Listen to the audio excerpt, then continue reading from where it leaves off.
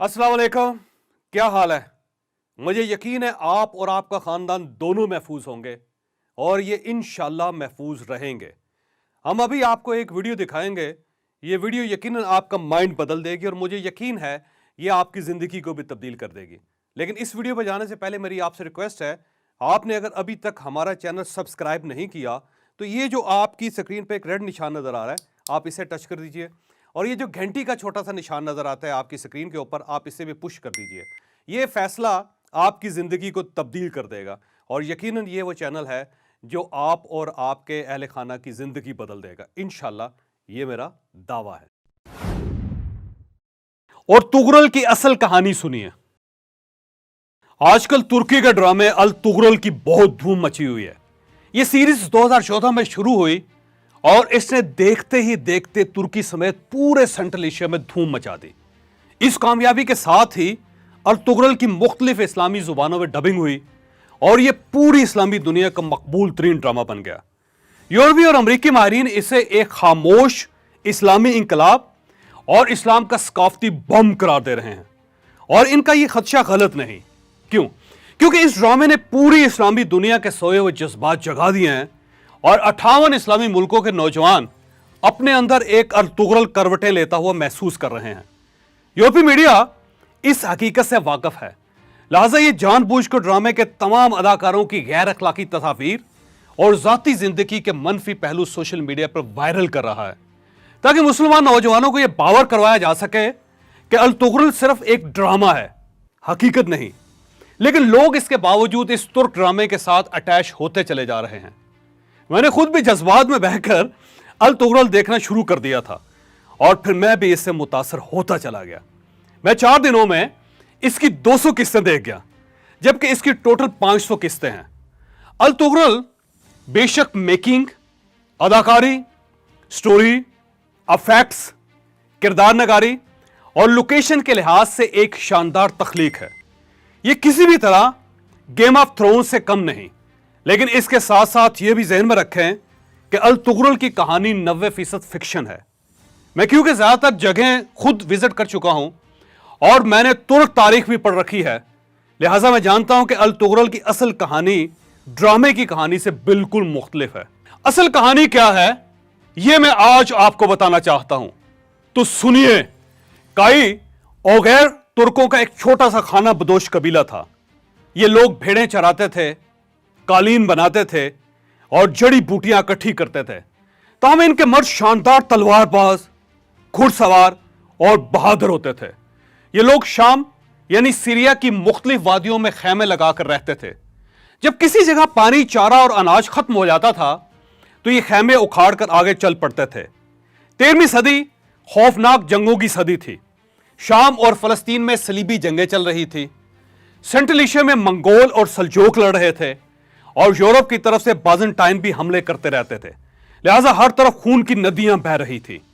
काई कबीला इस खून खराबे में अपने आप को बचाने के लिए कभी शाम भाग जाता था और कभी मौजूदा तुर्की के मुख्तलिफ इलाकों में छुपता रहता था। सुलेमान शाह कबीले का सरदार था। यह रक्का के करीब कैंसर की वजह से इंतकाल कर गया तो उसका बेटा अल तुगरल कबीले का सरदार बन गया। और तुगरल एक बार जंगल में जा रहा था। अचानक उसकी मुलाकात दरवेशों के एक ग्रुप से हो गई। दरवेशों के हेड ने उसे अपने साथ खाने की दावत दे दी। वो उनके साथ बैठ गया। दरवेश थोड़ी देर उसे देखते रहे और फिर उससे कहा कि तुम्हें जितने मुल्कों के नाम याद हैं तुम वो दोहरा दो। उसको जितने नाम आते थे उसने उसी वक्त बोल दिए। दरवेशों ने उसकी तरफ देखा, मुस्कुराए और बोले, ऐ चरवाहे जा, ये सारे मुल्क तुम्हारे हुए, लेकिन सिर्फ एक शर्त है। उसने हैरत से उनकी तरफ देखा। वो बोले, तुम्हें और तुम्हारी नस्लों को यह वादा करना होगा कि तुम किसी कीमत पर इस्लाम और ईमान के रास्ते से नहीं हटोगे। और तुगरल के पास उस वक्त अपने घोड़े के लिए चारा और खैमे के लिए 10 फुट की जमीन भी नहीं थी। उसने फौरन सीने पर हाथ रखकर हां कर दी। दरवेशों ने उसे गले लगाया और मुबारकबाद पेश की।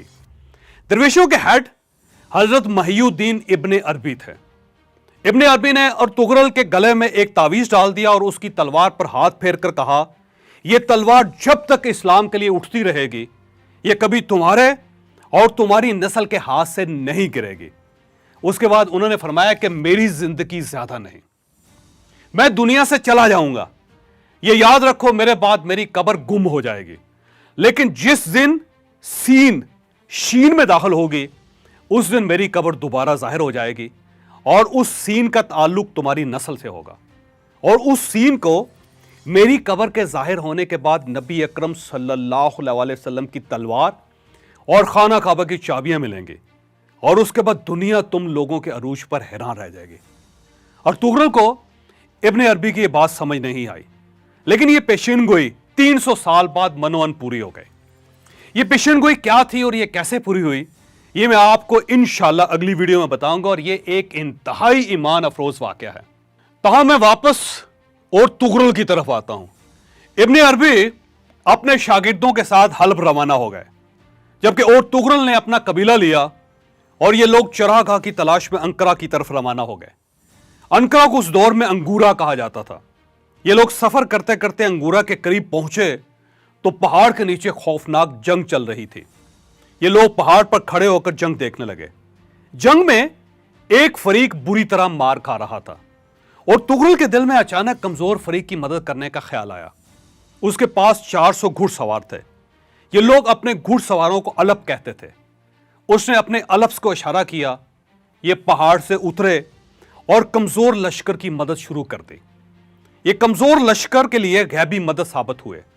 جوانوں کو حوصلہ ہوا اور وہ پلٹ کر لڑنے لگے۔ جنگ کی شیپ چینج ہو گئی، ہارتا ہوا لشکر جیت گیا اور جیتتا ہوا ہار گیا۔ اور تغرل کو جنگ کے بعد پتا چلا، اس نے انجانے میں سلجوق حکمران علاؤالدین کی مدد کی تھی۔ علاؤالدین سلجوق منگولوں کے ساتھ لڑ رہا تھا، وہ تغرل کی مدد سے جیت گیا۔ علاؤالدین نے اس مدد کے بدلے اور تغرل کو سغوت شہر اور اس کی ساری وادیاں دے دی۔